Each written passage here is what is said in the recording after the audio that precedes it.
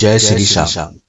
भाइयों, आज मैं आपको उस पवित्र व्रत की कथा सुनाने जा रहा हूँ जो मनुष्य के जन्म जन्मांतर के पापों को भी मिटा देती है। जिस व्रत को करने से जीवन में सुख, समृद्धि, शांति और अंत में मोक्ष की प्राप्ति होती है, उस महान व्रत का नाम है पाप मोचनी एकादशी।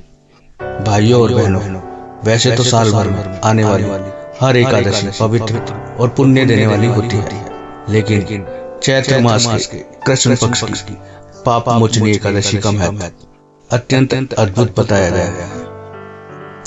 शास्त्रों में कहा गया है कि इस दिन भगवान विष्णु की पूजा, व्रत और भक्ति करने से मनुष्य के जीवन के बड़े से बड़े पाप भी नष्ट हो जाते हैं। और भक्तों, जब कोई सच्चे मन से भगवान विष्णु का स्मरण करता है तो उसी करुणा में खाटू श्याम बाबा भी अपने भक्तों पर कृपा बरसाते हैं, क्योंकि श्याम बाबा तो वही हैं जो कहते हैं जो सच्चे मन से मुझे पुकारेगा मैं उसके पाप, दुख और संकट हर लूंगा।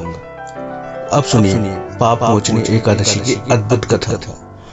एक समय की बात है, सूर्यवंशी राजा मानधाता ने महान तपस्वी लोमस ऋषि से पूछा, हे महर्षि, ऐसा कौन सा व्रत है जो मनुष्य के पापों को नष्ट कर देता है? तब लोमस ऋषि बोले, हे राजा, ध्यान से सुनो, मैं तुम्हें उस पवित्र व्रत की कथा सुनाता हूँ जो पापों को समाप्त करने वाला है। प्राचीन समय में देवताओं के खजांची कुबेर का एक अत्यंत सुंदर बाग था जिसका नाम था चैत्र व्रत। उस बाग में देवताओं, गंधर्वों और किन्नरों का विहार होता था। अनेक ऋषि मुनि भी वहां तपस्या करते थे। उसी स्थान पर मेधावी नाम के एक महान ऋषि कठोर तपस्या कर रहे थे। वे भगवान शिव के परम भक्त थे और उनका मन सदा भक्ति में लीन रहता था। एक दिन मंजू घोषा नाम की अप्सरा ने उस तपस्वी ऋषि को मोहित करने का विचार किया। वह थोड़ी दूर बैठकर बीना बजाने लगी और मधुर गीत गाने लगी। उसी समय कामदेव भी वहां पहुंचे और उन्होंने उस अप्सरा को संकेत दिया कि वह किसी भी तरह से ऋषि की तपस्या को भंग करे। धीरे धीरे मंजू घोषा के मधुर गीत, नृत्य और सौंदर्य के प्रभाव से मेधावी ऋषि का मन विचलित हो गया और अंत में कामदेव ने ऋषि की तपस्या को पराजित कर दिया। ऋषि उस अप्सरा के मुंह में ऐसे फंस गए कि उन्हें दिन रात का भी ध्यान नहीं रहा। इस प्रकार समय बीतता गया और भक्तों, यह वही स्थिति होती है जब मनुष्य माया में फंसकर ईश्वर को भूल जाता है। लेकिन याद रखिए, जब मनुष्य भटकता है तो भगवान उसे सही मार्ग दिखाने के लिए कोई ना कोई संकेत अवश्य देते हैं। जैसे आज भी कई बताते हैं, जब जीवन में अंधेरा छा जाता है, खाटू श्याम बाबा का नाम ही उन्हें सही रास्ता दिखा देता है। बहुत समय बीत जाने के बाद एक दिन अप्सरा बोली, हे मुनिवर, अब मुझे स्वर्ग लौटने की आज्ञा दीजिए। तब मुनि बोले, तुम तो अभी संध्या को ही आई हो, प्रातः होने पर चली जाना।